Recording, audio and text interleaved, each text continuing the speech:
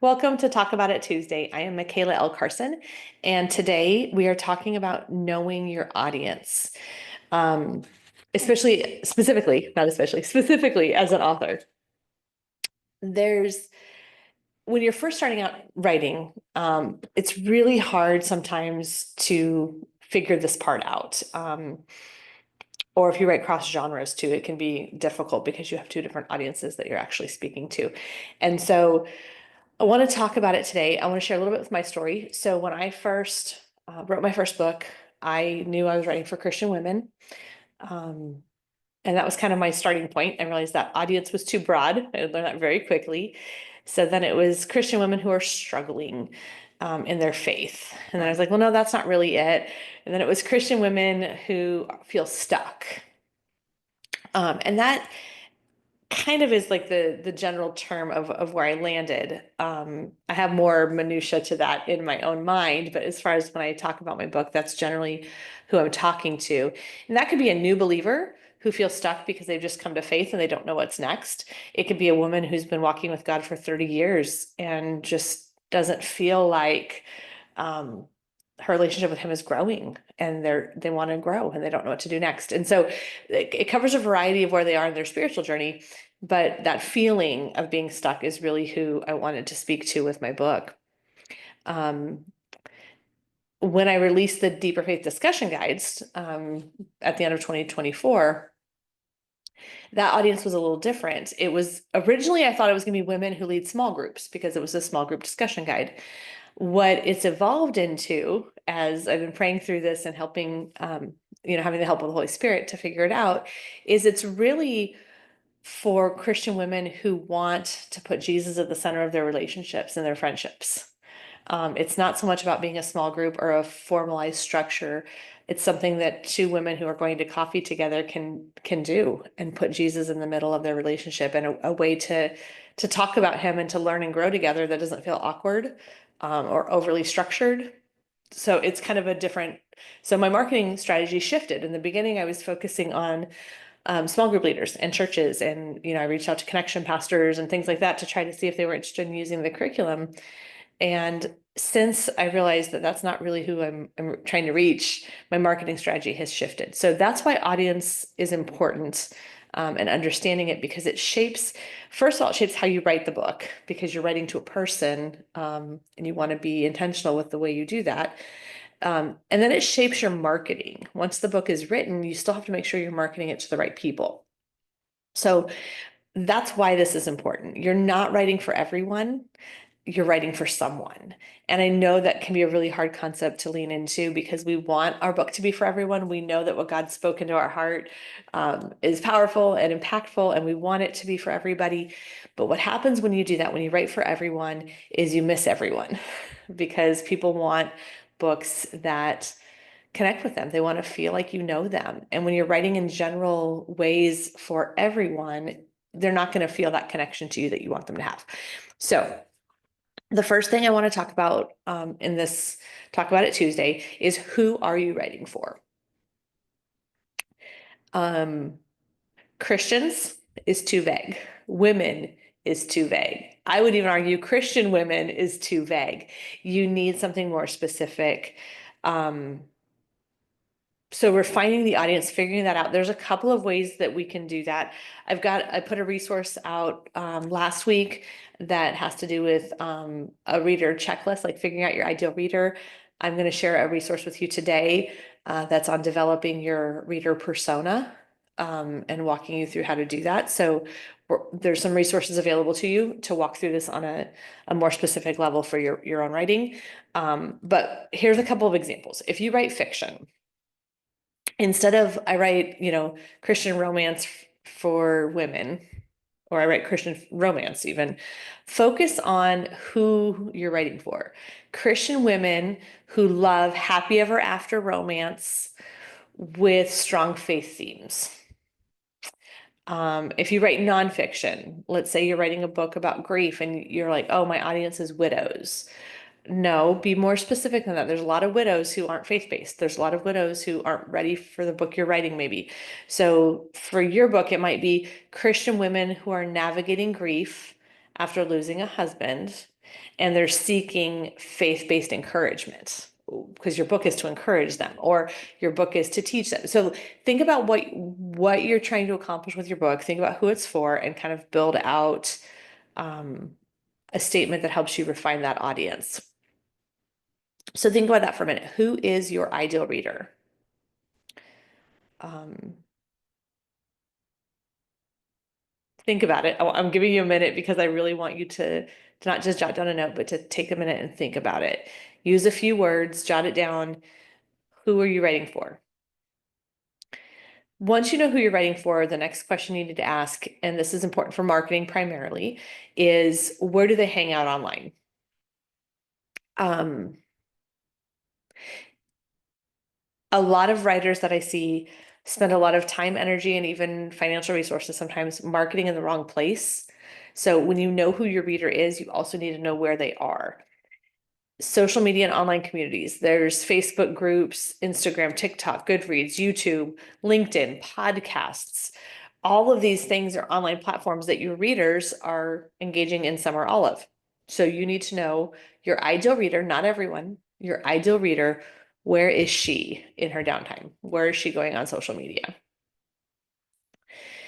There's also industry specific platforms. So this applies, I think more so to nonfiction, but it could apply to fiction depending on, like, if you're writing historical fiction and things like that, there could be places for this. But industry specific platforms would be LinkedIn, or even, I'm going to take it a step further. Christian romance writers, for example, may find their readers on Book Talk, or Bookstagrammers might be there. So if you're wanting to get those reviews and that feedback, those are places you'll want to go for that. Nonfiction authors are more likely maybe to find their audience in faith-based Facebook groups. If you're writing that book for widows, you may want to be online in some widow spaces where those women are encouraging and supporting each other, and building relationships there. If you're not sure, or if you have a very limited idea of what that looks like for you, I encourage you to Google it. I think we use Google a lot for research in our books, but we don't always use it for research in our marketing. So you can type in a search, your genre or your topic Facebook groups, and it'll pop up Facebook groups for you. You can type in your genre or topic podcasts, and you can, look for podcasts that they might want to have you as a guest on. Or maybe there's ways to connect with the followers through their podcast if they have some social platforms connected to it. That's also an option for you. So I really encourage you to join 2 or 3 spaces, minimum, where your readers are active.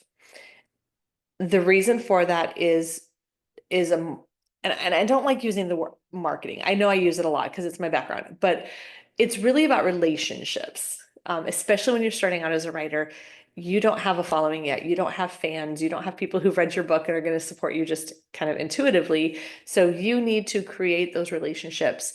If you're in a Facebook group, with like the Widows Faith Facebook group I mentioned, you might be able to say, hey, I've written a devotional for women who've lost a husband, and I'm looking for 3 to 5 women who would be my ARC readers. If that's something you're interested in, here's a Google form you can apply with.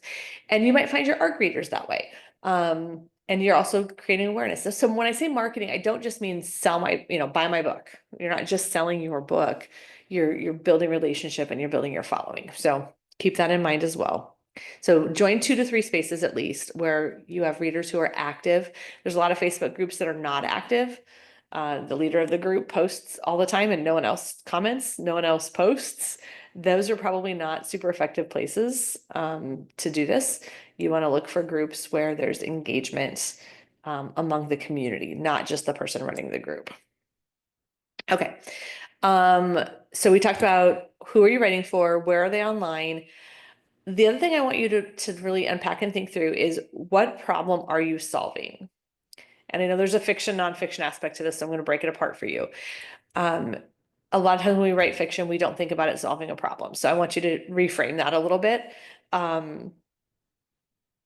With fiction, you're looking at, there is a problem, we just don't think of it like that. So think about what emotional connection they're looking for. Think about if your book is an escape for them, like they are going through a hard day at work or the hard season in their job or with their kids, and they just want a book that takes them away and they feel good when they read it. You're still solving a problem. The problem is they're stressed out and you're giving them a place to not feel that stress. So for fiction, it can be emotional connection.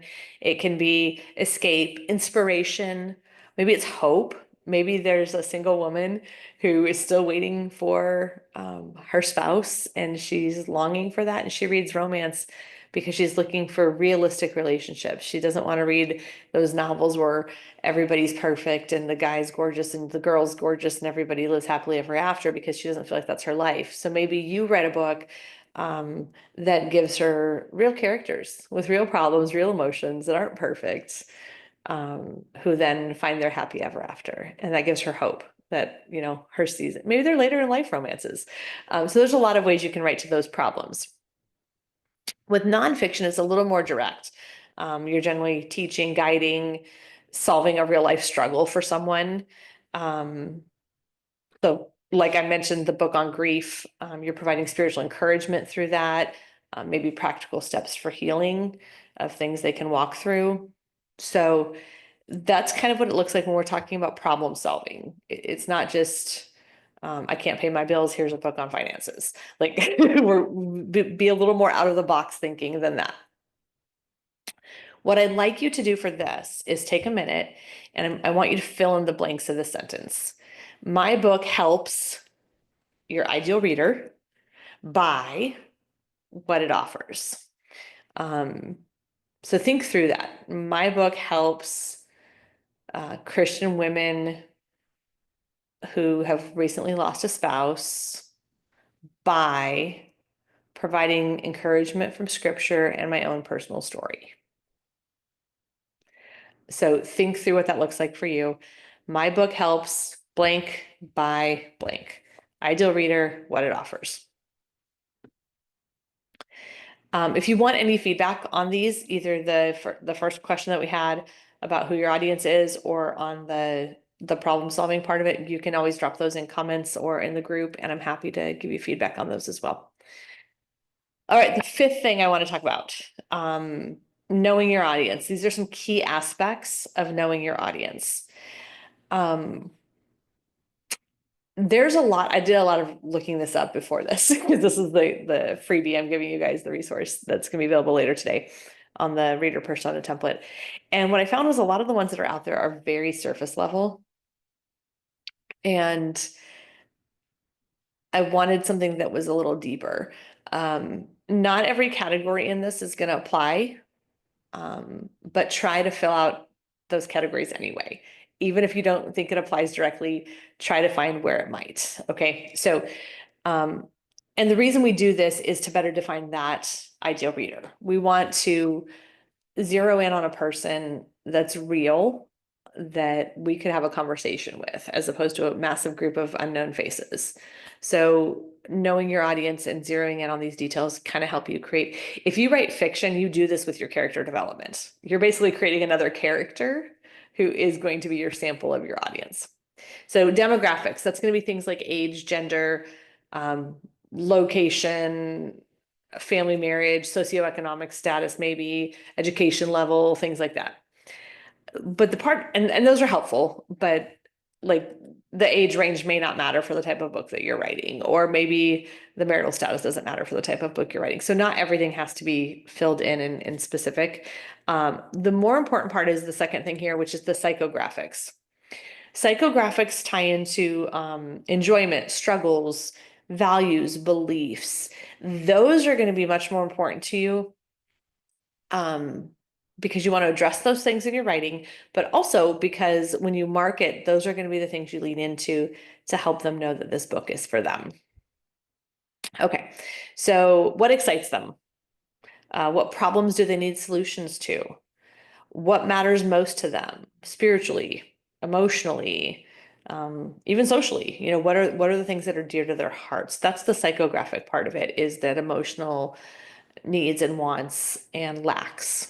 Okay. Um, when you're writing nonfiction, you also want to be mindful of their knowledge level on your subject. So this is important. My book is not necessarily for a non-Christian because there's some assumptions that you're already saved in my book. I don't walk through salvation with people in my book. Um, so you got to think through, are they beginners, experienced, somewhere in between? Where do they fall on that spectrum of knowledge for your subject? If you're writing about finances, is this a person who's never taken a financial class, or is this someone who has been, um, you know, doing really well in finances, and now all of a sudden they've gotten some struggles and they're trying to figure out how to navigate these struggles. Think through that. Regardless of fiction or nonfiction, you want to think through their reading style. Do they like formal or conversational? Do they want deep theological insights or light devotional style reading? And this applies to fiction also. I've read some books that I loved the plot idea. I loved, I read the blurb and it sounded great. And then I got into the book and it was so loaded with scripture that it really disrupted the reading for me. When I read a fiction book, I'm not looking for theology necessarily. I'm not looking for scriptural proof of everything you say. So be mindful. And some people may be like, I'm not that person's ideal reader. That's okay. Someone is, it's not me. So think about that. What is the reading style? Do they like tons of description? Is character development important to them? That's huge for me. I love the characters. I want to connect with them and I want to be part of their family. Or are they looking for action-packed story arcs? Those things all matter. An example of that, let's say you're writing a devotion for young Christian women. It should feel personal and uplifting. You don't want that to feel academic or heavy because that's where they are in their season of life. If you're writing a textbook for a seminary, you do want it to be academic and it will be heavy and have some deep theology in it. So be mindful of that. So that's sort of the key aspects of knowing your audience: demographics, psychographics, knowledge level, and reading style. Those are going to help you shape this person. Let's take a quick minute and talk about why it's important. I talked about it a little bit at the beginning, but I want to go a little bit deeper. Effective communication is only possible when you know who you're writing to. My background is communications and marketing, as I mentioned, and rule number one of communications is know your audience. If you don't know who you're speaking to, they're not going to receive the message that you're trying to give them. So you want your writing to resonate with the reader. So you need to know who the reader is, and that's going to create that effective communication for you. Second benefit of it that's going to happen is you're going to have increased engagement. When you write specific reader-centered books, you attract loyal readers. Think about it for a minute. Like, I'm in some reading groups online that I love, and they'll ask questions like, who's your I can't remember what they call it. There's a phrase for it, but who will you buy without even knowing what the book's about? What author will you always buy their book regardless? And I have a couple of them. There's two fiction writers right now that I absolutely love, and I've read all their books. One of them, I read an entire series of 9 books in January because I was so enthralled with their characters. If she does anything else in that series, I am buying it without question. So it's because their books are reader-centered. They know who they're writing to, and they write to that person. Another reason it's important, besides the communication and the engagement, is you're going to make better decisions. I know that's probably not a popular opinion, but it helps with your book cover. It helps with your marketing and where to put your promotional efforts because you know who it is. You don't design a book cover that you like, you design a book cover they like. That's way more important because if you like your book cover and you buy your book, that's one sale. If they like your book cover, that's a bunch of sales. So you want to design and make decisions for the way you market, the cover, and even paid promotions. You want to know what's going to reach them where they are. And along with that, the branding and marketing part of it, knowing your audience will shape the tone and vibe of your brand. Yes, you are your brand as the writer or your series, or your topic, depending on how you go. But the audience, the readers are going to shape that as well when you lean into it. They'll influence your website design. They'll influence your social media presence. The words you use when you're copywriting will be speaking to that person as opposed to just general statements. And all of that is going to make your message more authentic and compelling for people. So you want to know your audience so that your branding and marketing speaks to them, to those demographics and psychographics we were talking about before. Okay, identifying your audience. We can do all the theoretical stuff we want to, but there's some practical things we can do with this as well. One of them is market research. And I think a lot of people, when you hear market research, they think, oh, I need to put a survey or a poll on social media. And we're going to talk about that in a minute. That's not what I mean by market research here, though. When I'm talking about market research in this space, I want you to do the work. Yeah, it's work to figure out readers in your genre. Go to Amazon, look up reviews of books that are similar to yours or on similar topics, read the reviews and see what readers love and hate. Because there's already nothing's new under the sun. There's no book written that doesn't have something similar out there. Okay, let's just be honest. Especially with the amount of self-publishing books that are being produced every day. So something's out there. Go look at what their readers are saying because they are your ideal audience. So if they're saying, I hated the way this book was so academic, or they're saying these chapters were too long, or I wanted more from the chapters, it wasn't giving me the meat I needed. Like that's all feedback that you can use for your own writing. Follow influencers or groups that are discussing your topic. So I mentioned Facebook groups earlier. Even the ones where you can't really engage a whole lot or the community is not active, you might be able to see some posts in those that are engaging and active. Those are resonating with people. So lean into that. Influencers, I'm not a huge fan of influencers myself personally, but that doesn't mean that I'm not going to go, and I follow a couple of writers who write in similar genres to me.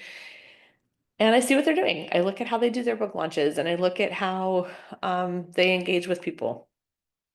So it's good to look at people who are already being successful at what you're working on. And then here the third thing is you can use polls in Facebook groups. Make sure they're groups where your ideal readers are. Don't just ask, like I see this all the time. I'll be in a writing group and someone will post a poll out there. It's like, well, these aren't your ideal readers. These are other writers. So really not the right people to be asking the question to. So you can use Facebook groups where your readers are. You can use your author page to ask polls and do some market research that way. How you frame it and the question you ask is important. This is specifically true, I think, for nonfiction, and I want to mention this really quick because I've seen this done. I've done this myself. We use Facebook so differently as writers, and we do so much research and strategizing. And anyway, it's different for us. Not the average Facebook user does all the things that we do as writers. So when you ask a poll on Facebook, be mindful of the fact that this is a public space and people aren't necessarily going to be super vulnerable in a poll. If you ask someone, what's your biggest struggle and grief right now? You're probably not going to get a lot of responses because that's a very vulnerable place to share with the internet. Instead, maybe you want to ask a question like, either something that's positive that they're easier to share, like where are you experiencing joy as you walk through grief? Because joy is a positive and it doesn't require kind of the same level of vulnerability. And you can still say, okay, these are the things they're looking for joy in. This is where they're finding it. And you can apply that kind of like a reverse process of finding out the answer to that question. Or asking questions like, again, these are your ideal readers. If you've got them following you, you could ask a question like, how long has it been since you lost your spouse? What's your favorite memory? And those are relational building polls. Those aren't necessarily marketing research in the traditional sense, but they are in the sense of, hey, most of the women in my group have been dealing with grief for more than 5 years. Well, that might tweak or adjust how you write or market. Or if all of them have lost their spouse within the last 12 months, okay, that means it's a fresher place for them and they're still walking through this season of it. So those questions can be helpful. Just be really intentional with what you're asking. Ask yourself, is this something I would share publicly on social media with strangers? And then adjust the question accordingly. Okay. Create reader personas. I'll give you an example of what that is. So Actually, I have one right here. This is my rough draft that I'm sharing with you later. Actually, you know what? I'm not gonna go through that one. I'm gonna give you just a shorter version. Sarah, 35, a stay-at-home mom who loves faith-based romance but wants clean reads. Okay, it can be that simple. All the questions we're gonna ask in the persona are gonna lead you to that point where you have this brief statement about your person. Now you can name her or not name her. That's up to you. I don't have it in the persona checklist or template because I think, we're all different. So if you want to give her a name, go for it. I don't do that. But if it's helpful to you, definitely name your persona. And then I think you also want to be mindful when we're identifying the audience. We've got market research, we've got creating the persona. Feedback from readers is something that's really important with identifying your audience too. Your beta readers give you feedback of who they are by what they love and what they don't love. That tells you things about your ideal reader. You can send out surveys if you have an email list. You can send out surveys or Google Forms and ask people to fill those out for you. And engaging on social media, again, with readers is always a good way to do that. And the final thing I want to talk about with identifying your audience is the platform does matter. There's different types of readers out there. There are people who only read blogs and will never pick up a book. There are people who are podcast listeners. They don't read books at all, or they do audiobooks. So keep that in mind as you're identifying your audience. If your audience isn't an audiobook person, you probably don't need to make an audiobook. If your audience is blog readers and you're writing a book, you may want to make sure your chapters are really short or follow the format of a blog, in terms of organization. So think through that part of it as well. Our final, as we wrap up here, I just want to recap really quick because I know that was a lot of information. So we want to know who we're writing for. We want to know where they are online, where they hang out, spend their time, what problem you're solving. And yes, there is a problem you're solving.